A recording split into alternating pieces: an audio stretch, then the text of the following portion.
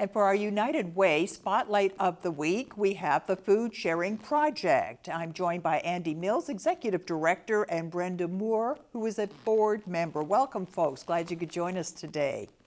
Thank So you. I'll start Thank you for with having you. us. Thank you. Well, I'll start with you, Andy. I understand there's 3 different ways that you distribute food to school children. Can you tell me what those 3 ways are? Right. So typically what we normally do is our in-school food programs, which is during the normal course of the year where schools order food from us. We warehouse and order in bulk, and they order the food, and then it gets delivered out to the schools through our delivery methods. We deliver to over 85 schools every week, about 6 tons of food that goes to the in-school meal programs. Due to COVID, we've had a few changes and added a couple new methods, which I believe is what you're referring to. One is to help out virtual learners, so students who are learning at home.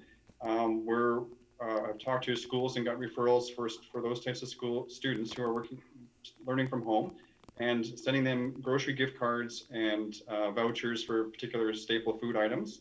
And the third way that we are delivering food this year, which we have been doing since spring, since when schools closed down, is we sort of pivoted, as the word has been used, and delivered to vulnerable families at home. So we asked principals and school administrators and staff to refer families to us who they felt were particularly vulnerable at that time when the food programs weren't being offered in schools, and we're delivering through sets of volunteers to pack food and deliver to homes. We carried that right on through the summer, and in the fall when school resumed, we went back to our in-school program. But we felt that given some of the restrictions on food that we're offering, we wanted to go back and deliver to those homes, to families that were particularly vulnerable, who relied heavily on their in-school nutrition programs and are maybe feeling the impacts of COVID in a number of ways. And so we are once again just starting up this week, actually, our home delivery program. Wow, that is a big pivot. The logistics must have been something else during those days. Brenda, how many students would take advantage of, let's say, in school when things were normal? How many students would you be feeding? In a typical school year, we would feed about 16,000 elementary and secondary children, and that's about half the kids that are enrolled across KFLNA.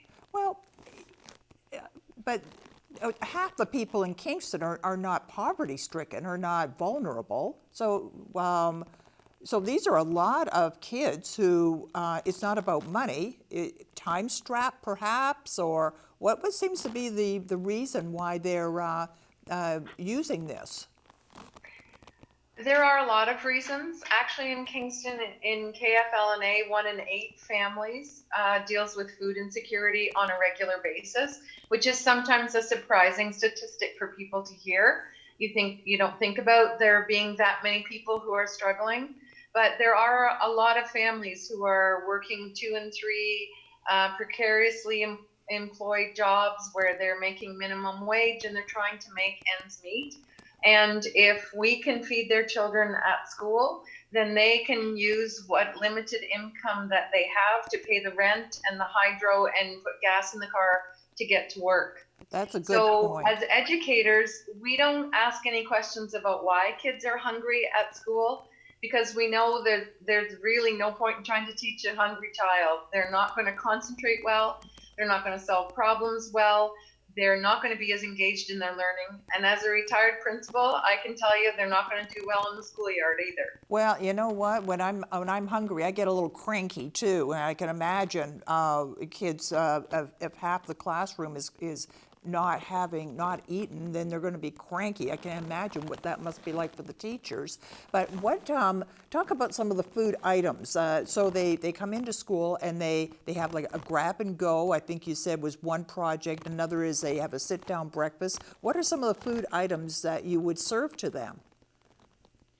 Sure, I can talk about that. So okay, sure, Andy. Or did you want to? Okay, so no, go ahead. Okay, so we try to make sure that we have a lot of fresh fruits and vegetables. That's really a high priority, and we do follow provincial nutrition guidelines. So the foods that we offer are grain products. All have whole grain in them and stuff like that. And there's so we provide a variety of things. Back when schools were in and we were able to prepare food, we'd have things like, maybe bunches of celery they could cut up into celery sticks, apples they could slice, everything from yogurt cups, applesauce cups, things like that. Now with COVID restrictions, it's a lot more of the individual portion prepackaged food. So we still do have whole grain muffins, we have whole grain chewy bars, we have cheese, dairy. So we meet all of the different food groups that they can have. Now with COVID, they're individually packaged, but it's the whole range of food. So it typically would have about 60 items on our shopping list, if you want to call it that. Wow. Brenda, what occurred to me is it seems like a typical breakfast for a kid, at least even when I was growing up, it was cereal and milk in the morning. And have you ever tried to find cereal where sugar wasn't the first item on So Yeah. Brenda, what I'm thinking is sometimes kids might just grab some food, but they've had breakfast, but it's just their system is saying, no, I need protein, I need and maybe they're getting the sugar high, and then there's the crash that comes after a sugar high. So is that part of the thinking in this? Well, it can be. There's often what it's sometimes hard for kids to eat breakfast in the morning. I know my own three, it was not what they ever wanted to do was eat breakfast, but I would force something in them before they went out the door. But it really is, it speaks to family organization and all of those kinds of things. Mornings can be pretty chaotic. So that can be part of the reason that kids end up at school with maybe not having a lot for breakfast and maybe not a lot for lunch. They have to make do with what's in their home. They don't control the shopping list, so they have to rely on what's there. And it's important to note that when we provide kids with fresh fruit and vegetables at school, they love them. They are great fresh fruit and vegetable eaters. It's a huge part of what we typically send out. And I can tell you that on a number of occasions when I was delivering in the spring and summer with the home deliveries, and the kids would say, "Is there broccoli in there?" And their parent would look at them like, "What are you saying?" And they were like, "Oh, we love the broccoli." And that's just something that happened. And it's expensive to buy fresh fruit and vegetables. You know how much that is on our grocery bills. And if you have a limited income, you need to make really careful decisions about what you can buy. And sometimes the fresh fruit and vegetables aren't on the list. And you think that if I buy them, the kids won't eat them, because we automatically think they won't like them. And then what a surprise to find out that they actually do like them. Yeah. Andy, tell me about the funding for this project. Sure. So the Food Sharing Project receives core funding from the Province of Ontario through the Ministry of Children, Community and Social Services.